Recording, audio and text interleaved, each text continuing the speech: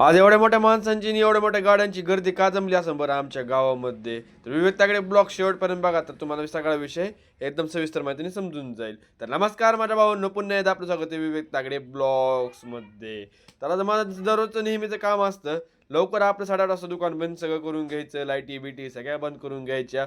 नंतर दमादमाने आपल्या पांढऱ्या घोड्याकडे जायचं, त्याला लावायची चावी आणि मी निघलो संध्याकाळी फेरफटका मारायला. सगळे दुकानं बरोबर बंद झालेत का नाही ती बघण्यासाठी. एकटा नसतो, आपल्यासोबत साथीदार असते म्हणजे असते, त्यालाच घ्यायला चाललो होतो. तेवढंच मला पासून कशावर एवढी मोठी गर्दी दिसली होती, ती कशामुळे मला तर माहितच नाही. त्याला घेतल्यानंतर विचारलं का आज एवढी गर्दी कशामुळे इथं बासून कशाळेवर. ते म्हणला आज कीर्तन होतं आपल्या गावात. त्याला म्हणलं का त्या मंदिरात नाही का कीर्तन होत तिकडे, इथं कसं काय ठेवलंय बरं. ते मला एवढ्या मोठ्या महाराजाचं कीर्तन ना, तिथं जागाच पुरली नसती. मला असं कोणत्या महाराज आहे, त्याने मला हिंट दिली. ते म्हणला की आपण त्या महाराजाचं कीर्तन ऐका ना, पोट धरून असतात बघा. खरं सांगतो एवढी गर्दी होती म्हणतो ना तुम्हाला, गाड्या लावायला सुद्धा जागा नव्हती. गाड्या लांब पार त्या आमच्या बस स्टँड पर्यंत लागल्या होत्या, एवढी मोठी गर्दी होती.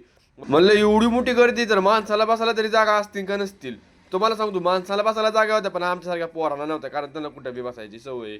आणि या कीर्तनाचं कॅप्चर करण्यासाठी ड्रोन बी होतं बघा.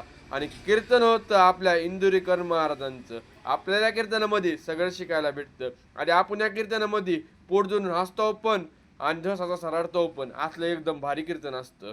आणि नेमकं झालं काय माहिती का, ते बोलायला लागले होते मोबाईलच्या विषयावर आणि मी काढायला लागलो होतो तिथं ब्लॉग. चुकून हुकून त्यांची माझ्यावर नजर जर गेली असती तर अख्ख्या या 4 चौघामध्ये नाही, यार किती माणसं होती सगळ्यांमध्ये माझा पचकाच झाला असता.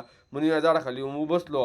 आणि मला यायला उशीर झाला होता. कीर्तन झालं होतं 9 वाजता सुरू, आता 10 वाजता तर संपणार होतं. आज या कीर्तनाचं नियोजन केलं होतं आमच्या गावचे नगर अध्यक्ष सुरेश बाप्पा कवडे. त्यांच्या बड्डे निमित्त इंदोरकर महाराज आज कीर्तन करण्यासाठी आले होते. दरवर्षी येतात, पण काय मी ब्लॉग बनवत नव्हतो, आजच ब्लॉग बनवला.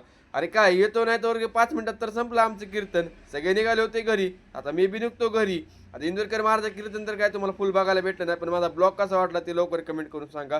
तर भेटू उद्या एका छोट्याशा मिनी ब्लॉगमध्ये. ते विवेक तागडे ब्लॉग्समध्ये नात करते काय.